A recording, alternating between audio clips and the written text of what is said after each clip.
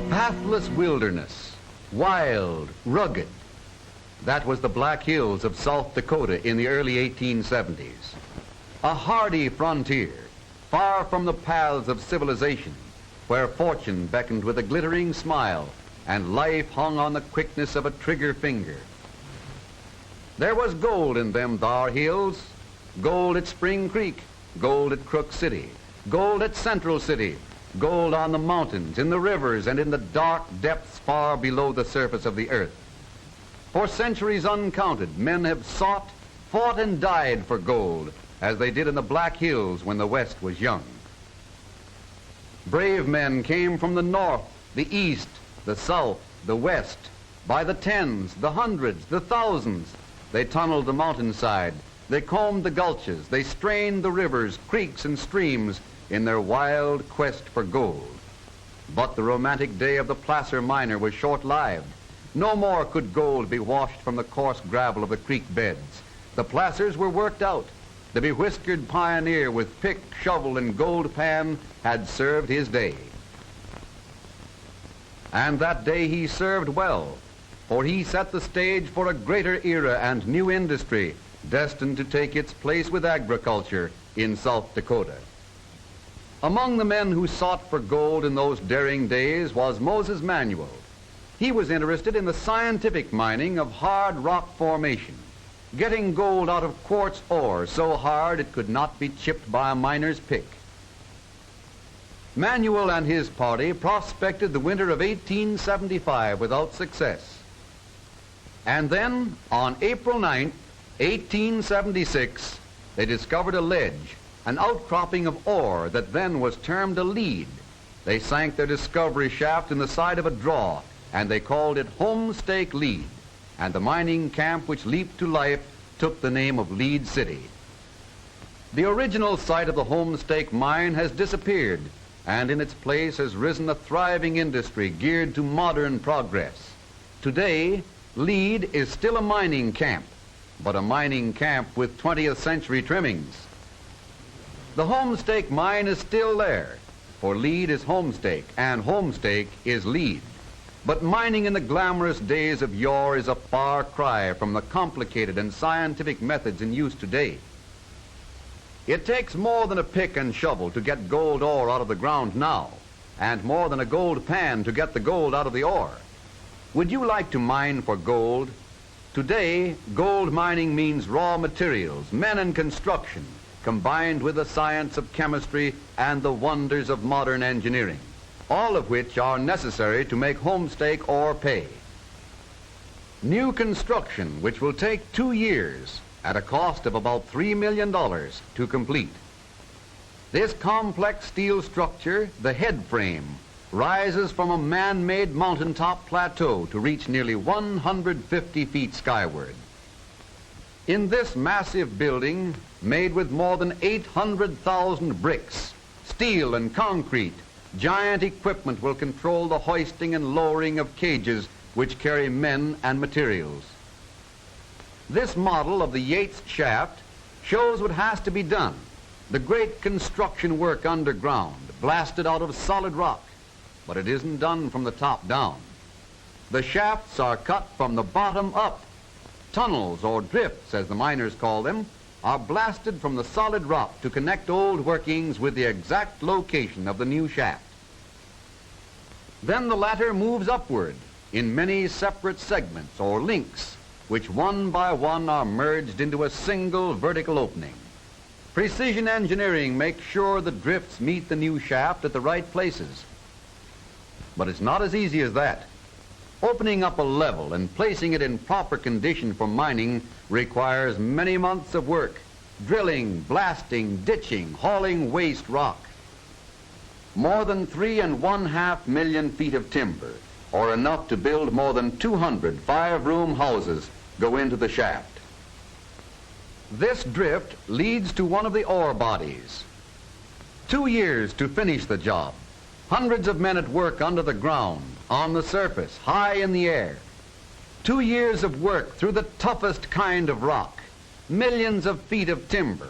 Hundreds of tons of concrete and steel. thousands upon hundreds of thousands of dollars for equipment before one single ton of ore can be taken out. That's what gold mining is today. Where is that old-time pick and shovel now? The new Yates plant, when complete, will look like this several million-dollar Ross plant, built in 1934 with a shaft where operations are now being conducted on many levels. The levels are spaced 100 feet apart down to 1,100 feet.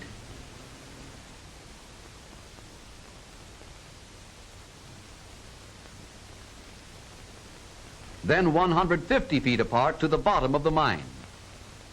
Now we're after gold. Down we go.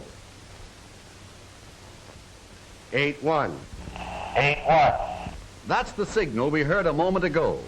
The marvels of shortwave radio used for safety in the mining of gold ore. These great and powerful drums, each holding more than a mile of stout steel hoisting cable in one layer, wind and unwind rapidly as the cages speed up and down the shaft, carrying their cargo to a safe haven. Vertical transportation, lowering human cargo over 4,000 feet into the earth, 4 times as deep as the height of the Empire State Building. Flashes of light are levels. An indicating arm is geared with micrometer fineness and tells the operator exactly where the cage is at all times. 3,650 feet, 3,800 feet, 3,950 feet, 4,100 feet below the surface, at a speed more than 3 times as fast as a modern elevator, in perfect safety. Over 2,000 men work for Homestake. The miners work in 2 shifts, which are rotated, changes in hours for every man. At Homestake, safety is a first consideration. Helmets of light material tougher than steel, work lamps with a battery to keep them lighted for 8 hours, steel-toed shoes with spiked soles for safety. But above all, it is the thorough understanding of their job and an unfailing observance of safety practices on the part of the men themselves that have brought the Homestake record to its remarkably low accident rate. Prospecting, shaft sinking, drifting, raising, cross-cutting, diamond drilling, all preliminary to actual mining of the ore. Here's the air-driven diamond drill outlining the gold-bearing rock. Gold ore is mined by 2 methods: the shrinkage stope method without timber and the square set method with timber. These miners are climbing into a stope from which the ore is being removed by the shrinkage method. Shrinkage stope mining consists of breaking ore away from solid rock. As the roof of the opening or stope becomes higher, the miners use the broken ore as a platform on which to work. Loose rock hanging overhead is pried off with long steel bars. Miners call this barring down. Pneumatic drills bite deep into the tough, hard ore to make holes for blasting. 10 feet into solid rock. Every day, 3,000 steel drills go into the mine. Every day, 3,000 steel bits are taken out for sharpening. Prying down loose rock, drilling holes deep into the ore, and loading the holes for blasting require an 8-hour working cycle. 3 million sticks of dynamite every year, 1 million blasting caps to set off 1 million blasts, for nearly 1.5 million tons of ore mined annually in the Homestake mine. The blasting is done at the end of the day. Out go the tools and out go the men to a safe place far from the blast. They light the fuses, the smoke curls up. It's all over until another shift repeats the cycle. When the shrinkage stope is mined up to a height of 125 feet, the chamber is filled with broken ore, which must be drawn through chutes into 1-ton cars. Strong timber planking and steel guards protect the loaders from flying ore. 1 ton of ore to a car, 20 cars to a train. 20 tons of solid ore and not a flake of gold in sight. Locomotives powered by electricity, locomotives powered by compressed air, all run on tracks from all points underground, run regularly on a complete railway system. 80 miles of steel track to carry equipment, materials, and gold ore. Ore mined by the square set method consists of timbering to take out the ore which was left in place to support the roof and sidewalls during shrinkage stope mining. These men are working under the pillar you saw in the picture a moment ago. The process is the same here as in the shrinkage stope method. Drill, blast, and remove the ore. Water runs through a rifle drilled hole in the center of the drill steel. The water does 3 jobs: cools, lubricates, and prevents dust. Down goes the ore to the loading level below, and what punishment that timber takes. It has to be strong to stand that pounding. 1 foot square, tough timber from the Black Hills. This model shows you what the mine actually looks like. A massive underground structure of sturdy timber. The higher up the miners drill and blast away, the farther down the ore falls. The miners go up and the ore comes down. In this subterranean cavern are supplies ready for use. Timber for extending the square set structure. Tools, drills, and extra equipment. Standing by, on the job for the time it is needed. Air for power and air for help. Every minute of every day, 500,000 cubic feet of fresh air go into the mine, and 500,000 cubic feet come out. Clean, fresh air every minute of the day for every man underground. These men are working in a heading, a dead end away from the main drifts and crosscuts of the mine, but they get plenty of clean air through canvas or galvanized iron ventilating pipes. 4,000 feet underground, but still there is air for the miners and air for power. But why air for power? To drive 500 air drills, 38 air locomotives, small ventilating fans, and other equipment. Where does it all come from? Why, it comes from here. These great compressors running day and night furnish high-pressure air for many machines. Water for spraying to keep down the dust. Water from sand used in filling worked-out shrinkage stopes. Water from the earth. Water for the drills. 600 gallons of water pumped from the mine each minute, or enough for a city of 20,000 people. And it all has to go someplace. But where's the gold? Let's look for it. That's funny, there's none to be seen. It's there all right, but in minute quantities. 4/10 of an ounce to a ton of rock. The ore is hoisted at night.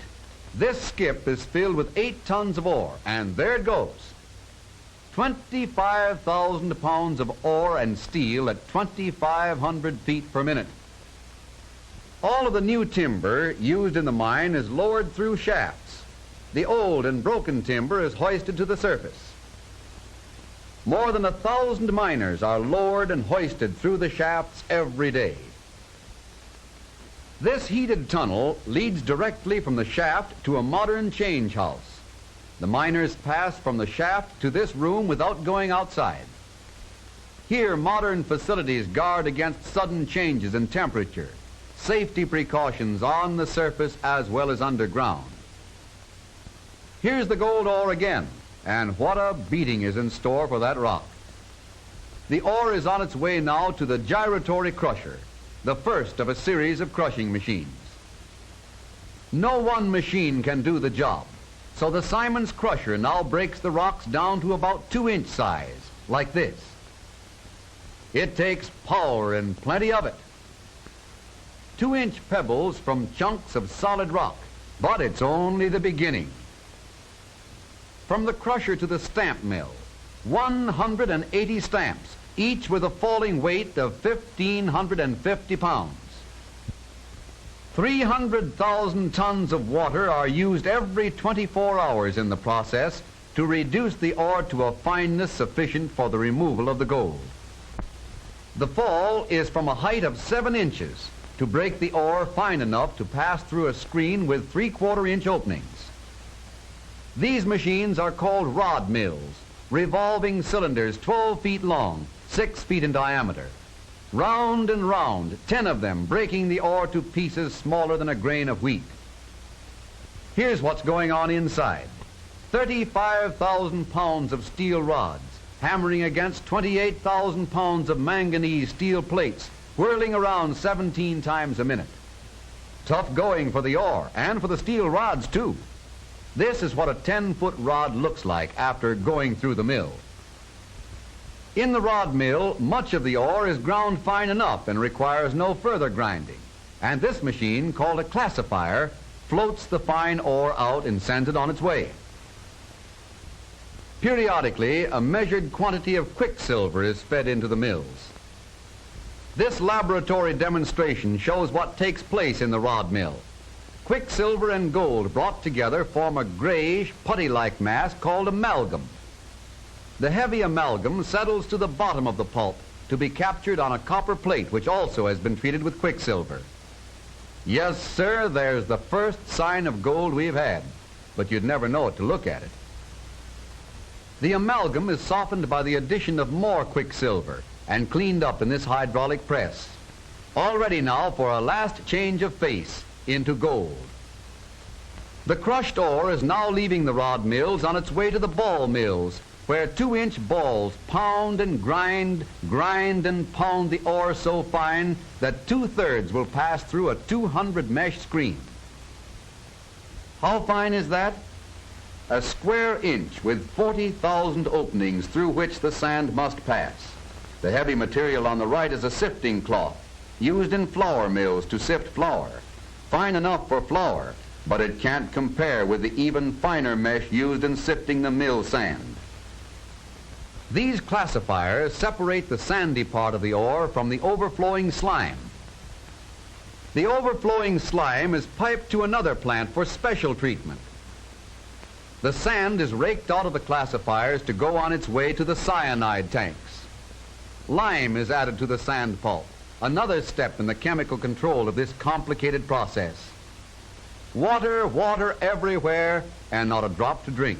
But what you see going into that tank is gold-bearing sand. The water just helps it along. There are 28 of these redwood tanks, each holding 700 tons of sand. 8 hours to fill a tank, and 20 to drain the water from it. Then the top must be raked. Why? To prevent caking, and then air is forced up through the sand to provide oxygen necessary in the cyanide treatment. The incoming cyanide solution goes on dissolving the particles of gold left in the sand after amalgamation and liquefies it. It's hard to imagine gold being dissolved in a liquid like sugar in your coffee, but that is exactly what cyanide solution does. It turns gold into liquid. And there it is, liquid gold. Gold in solution. And the solution in that bottle is worth about 2 cents. But what about the sand? Man-made erosion, washing it away, returning it to the mine for filling the stopes from whence it came. This tank holds 200 tons of gold-bearing solution, gold taken from finely ground ore by the action of chemicals. Remember the slime, that clay-like substance floated away in the classifiers? Here, the last minute particles of gold are taken from it in these great presses. Here is a department that is highly important, the assay office. From the time the ore is mined, samples are taken, crushed and analyzed for necessary control of operations. Every step of the way, the ore is tested. This is for control, to make sure the right procedure is followed all along the line. There's the first piece of gold we've seen, and it weighs but a tiny fraction of an ounce. At last the gold is made. That is, if you can call the result of all the mining, grinding, and processing you have just seen making gold. This is the end for the small briquettes of amalgam and the precipitate, the melting pot. With heat, the quicksilver is separated from the amalgam and the resulting crude bullion is taken out of the retorts. In this furnace, the gold precipitate is refined into crude bullion by melting. The impurities are removed by the slag. Next, the bullion is remelted and further purified, ready to be cast into gold bars. This is the final result of the vast operations above and below. Less than a week ago, this gold was imprisoned in hard and tough rock, thousands of feet below the surface of the earth. What miracles of science and engineering it took to recover this gold from the ore. 4/10 of an ounce of bright yellow metal is what you see here, and it comes from 1 ton of ore.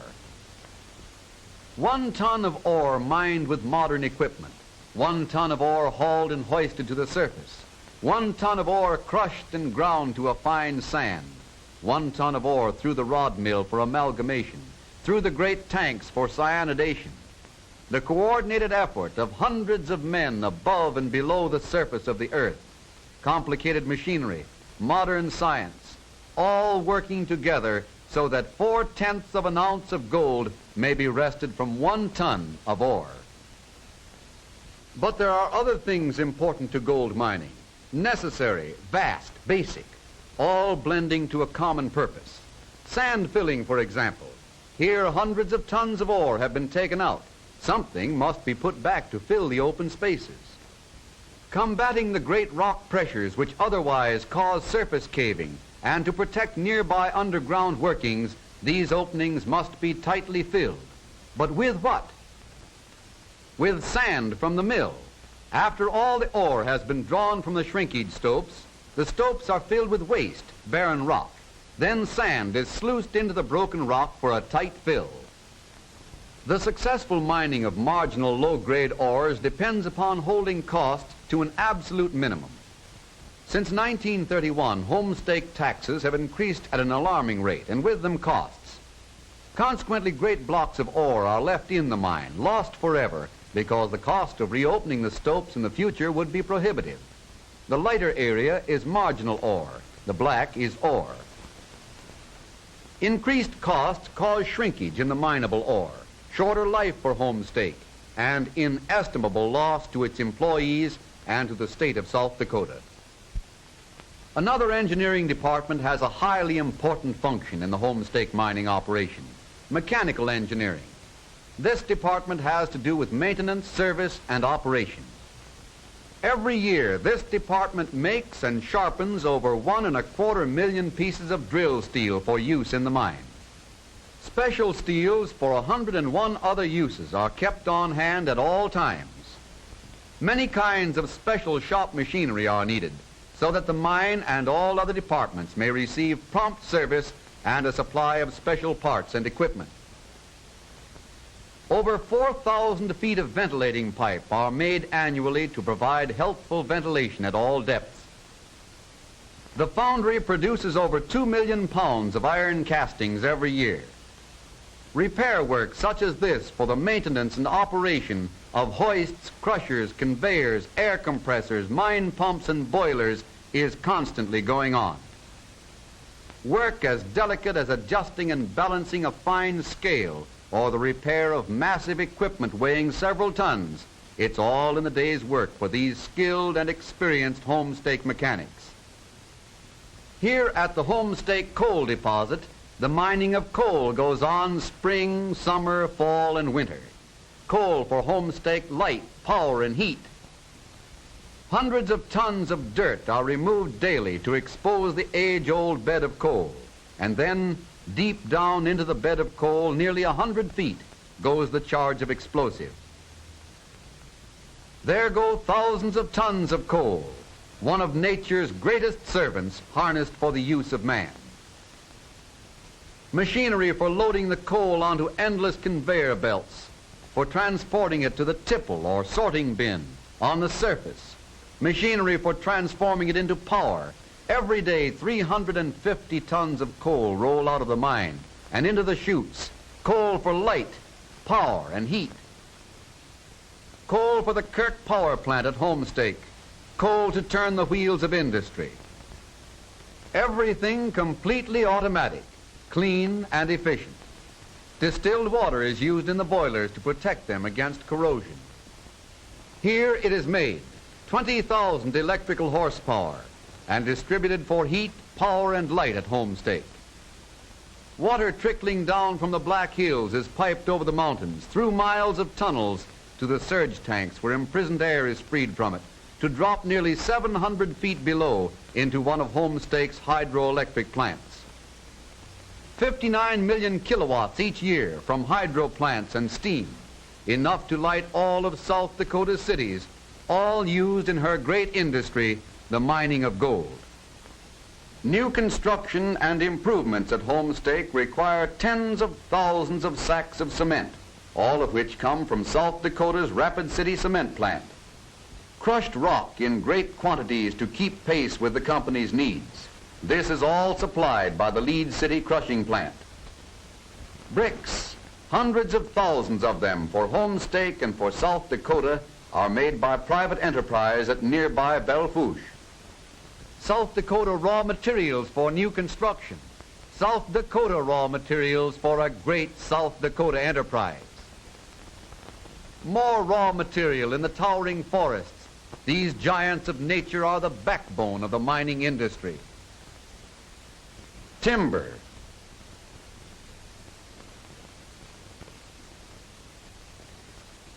Timber for the mines. Scientific methods are used in logging. No haphazard cutting nor waste in the great pine forests. Inspection before cutting. A weeding out process that gives the young trees a place in the sun. When the trees are stripped of their branches, they are loaded on trucks for transportation to the sawmill. No place for oxen or horses now. Big diesels do the work in good weather and bad. This big fellow is going to the mines, out of the ground from a tiny seedling to a mighty giant of nature, back to the ground to hold it up as man's great ally in industry. Timber for the mine, and a lot of it. What you see here is about 1 year's supply. All that lumber goes into the Homestake mine in a single year. You might wonder where it all comes from. It all comes from areas like this, but through selective cutting and reforestation, there is no denuding of the forests. Here is a typical reforested area. Yes, there's plenty of timber and plenty of beauty in the Black Hills for the generations of today and the generations of tomorrow. Homestake logging meets high standards of conservation in cutting, thinning, reforestation, and fire prevention. Trained men protect its own holdings and cooperate in emergencies on the public domain. Industry means science, raw materials, men. From the grizzled prospector of yesteryear to the great Homestake organization of today, a pioneer in the mining of gold, yes, but a pioneer in the development of a greater claim, the loyalty and contentment of its employees. Homestake pushes on.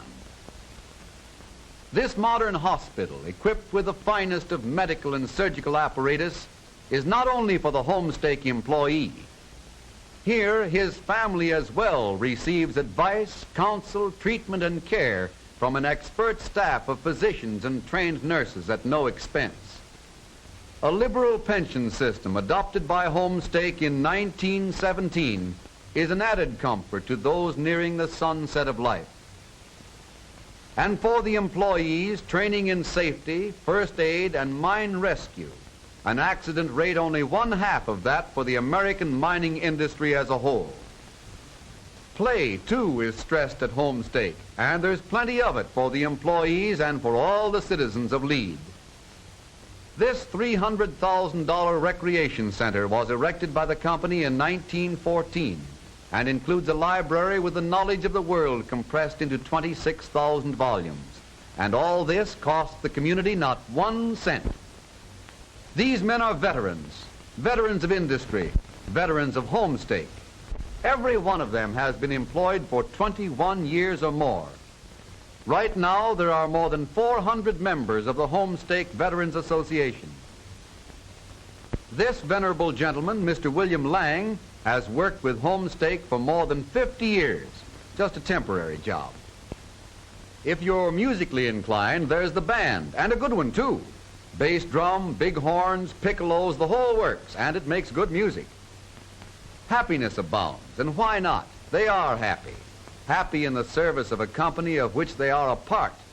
Most of the employees of Homestake are homeowners, secure in the knowledge of constant, stable employment, employment which has maintained a steady level through the years, regardless of the trials of the times. That is a basic Homestake policy. Yes, men are the most important thing at Homestake. Men from the north, the east, the south, the west, men from the South Dakota prairies, men from lands across the sea, men seeking life, liberty, and the pursuit of happiness under our flag and Constitution. These men know that they are a part of Homestake, a part of an institution that is as much South Dakota as the Black Hills country from which it has grown, a part of the great industries in the state which contribute so many raw materials to the operation of this enterprise. These men know that their success, the security of their families, and the 25,000 people in the great state of South Dakota who are directly or indirectly affected by this industry depend on the success and continuation of this great enterprise.